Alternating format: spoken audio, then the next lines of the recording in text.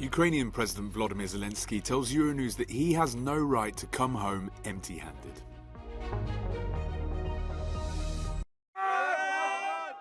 Lack of heavy machinery and well-equipped teams are slowing rescue operations in Syria. But despite fading odds, the White Helmets volunteer group in the Idlib province continue to rescue entire families from the rubble. The damage to infrastructure after years of civil war has also complicated the delivery of aid, following Monday's devastating earthquake in the area.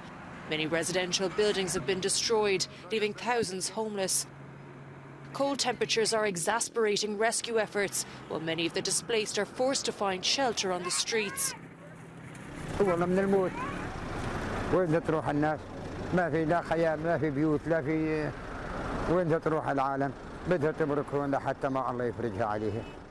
The situation is all the more critical in the northwest. Rebel-held areas near the border with Turkey cannot receive aid from government-controlled parts of Syria without authorization from Damascus. The UN has called for authorities to put politics aside to ensure rescue teams can continue their work. More than 1,500 people have died in the Idlib province alone, while the government of Bashir al-Assad blames European and US sanctions for the lack of aid.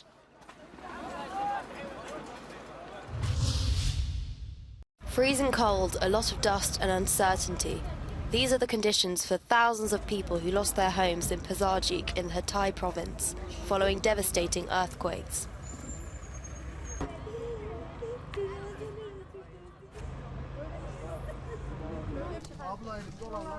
This man's family is living a real-life nightmare. My house, and my cars. I am veterinary technically. My all things finish. No money, no house. Instead of the warmth and comfort of their homes, the family are now living in tents. In just a few hours, their life was turned upside down. Despite this, they welcomed us into their makeshift home. This is where you sleep.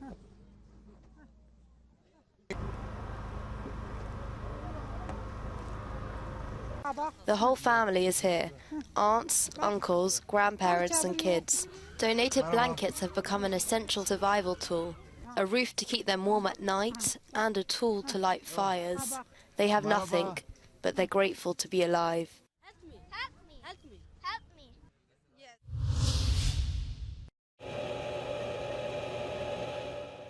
Russian forces are gaining strength, according to the Institute of the Study of War. Before this, Kyiv was widely seen as holding the reins in the fighting, as its forces had successfully pushed back Russian troops. Now Moscow has begun yet another offensive in Luhansk. We need to be prepared for long haul, to stand with Ukraine for as long as it takes. If President Putin wins in Ukraine, it will be a tragedy for the Ukrainians, but also dangerous for us. It will send a message to authoritarian leaders, not only President Putin, but also in Asia and other places, that when they use military force, they can achieve their goals, and that will make the world more dangerous and us more vulnerable. In the UN, the body's High Representative for Disarmament Affairs raised concerns that influx of weapons into Ukraine could escalate the fighting. Meanwhile, Moscow requested that Pink Floyd's Roger Waters address the UN Security Council. The invasion of Ukraine by the Russian Federation was illegal. I condemn it in the strongest possible terms. Also, the Russian invasion of Ukraine was not unprovoked. So I also condemn the provocateurs in the strongest possible terms. As the fighting approaches its one-year anniversary, the Wagner mercenary group has announced that it has stopped recruiting Russian inmates to fight in Ukraine. In December, the U.S. intelligence community estimated that the group had recruited around 40,000 convicts to fight for Moscow.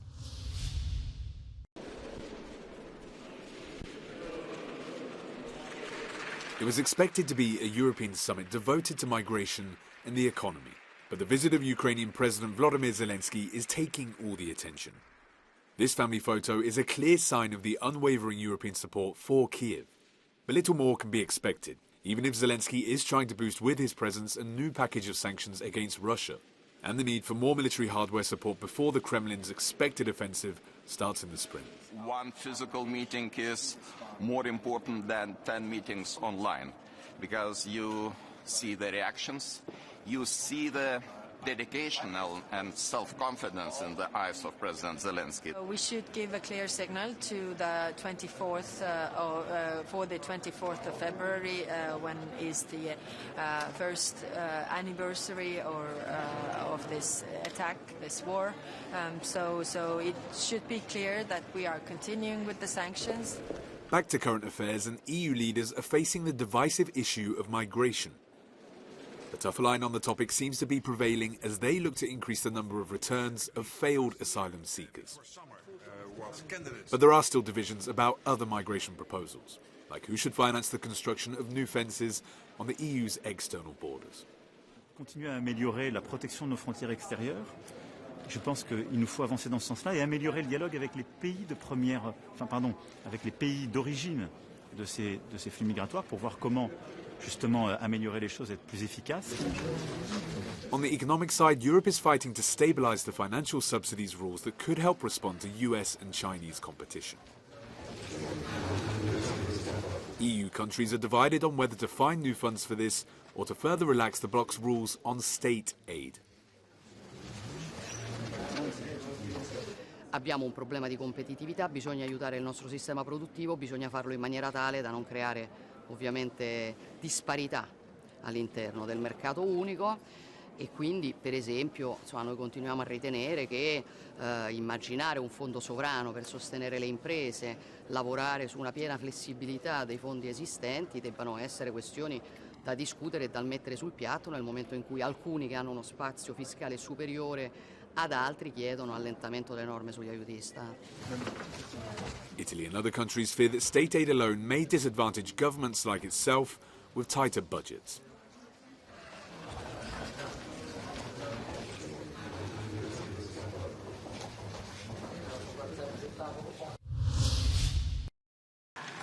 Slava Ukraine!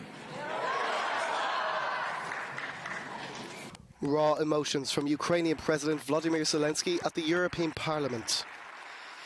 EU President Roberta Metsola led Zelensky into an eager chamber, where he would address MEPs at an EU summit for the first time in person. For her part, Metsola outlined where Ukraine stands with the bloc.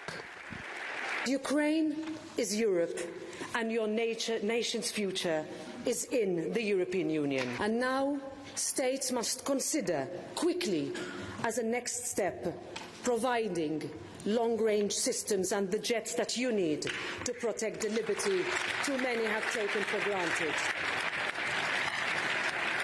We have your back. We were with you then.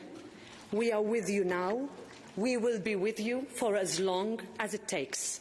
Freedom will prevail. Peace will reign. You will win. Slava Ukraini. Zelensky himself called for more weapons and to fast-track Ukraine's EU accession process. Ми захищаємось від найбільш антиєвропейської сили сучасного світу. Ми захищаємось, ми, українці, на полі бою разом з вами. The Belgian capital was the Ukrainian president's third destination in a snap European tour. On Wednesday, he was in London, where he gave a speech with Parliament and held a meeting with Prime Minister Rishi Sunak before crossing the Channel to Paris, where he was received by President Emmanuel Macron and German Chancellor Olaf Scholz.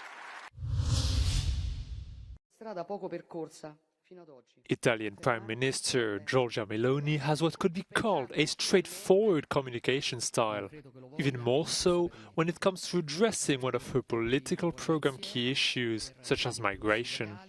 Her message was delivered on the EU Council President's last visit to Rome. Italy, she said, cannot cope with the matter alone. And Meloni has already highlighted that the EU must intervene on the defense of the external borders. During a first round of international bilateral meetings, Meloni's approach was welcomed by both the German Chancellor and Sweden's Prime Minister. Si sta in Europa, in tema di immigrazione, andando finalmente nella direzione disegnata sia da Fratelli d'Italia che dall'attuale governo oggi e pertanto, per riassumere, nella direzione di un maggior controllo delle frontiere esterne e di una cooperazione con i paesi di provenienza. Finalmente, grazie a questo governo, in buona sostanza, il problema immigrazione diventa sul tavolo europeo un problema comune e quindi è diventata consapevolezza comune il fatto che difendere le frontiere italiane è difendere le frontiere europee. Italy's main proposal is to push for an EU-wide code of conduct for rescue ships in the Mediterranean. The Italian government also wants to encourage member states to invest more money in Africa. But the most divisive issue remains introducing mandatory relocations, a request that remains unpopular among some of Meloni's closest European allies. In realtà è un approccio che tutti gli Stati hanno di conservazione delle proprie prerogative. È un po' quello che avrebbe dovuto fare l'Italia in questi anni e non ha fatto, in buona sostanza. Cioè noi ci stiamo ponendo oggi come tutti i paesi europei sino ad oggi si sono posti nei confronti del problema migratorio. Dopo i primi 100 giorni dall'inizio del suo incarico, la linea di Giorgia Meloni in Europa non è cambiata. Proteggere gli interessi nazionali è la priorità del programma politico del suo governo, specialmente in Europa. Ma il suo successo dipenderà molto da come il Presidente del Consiglio saprà gestire la questione migratoria, visto che in molti l'hanno votata per la sua linea dura sull'immigrazione. Giorgia Orlandi, Euronews, Roma.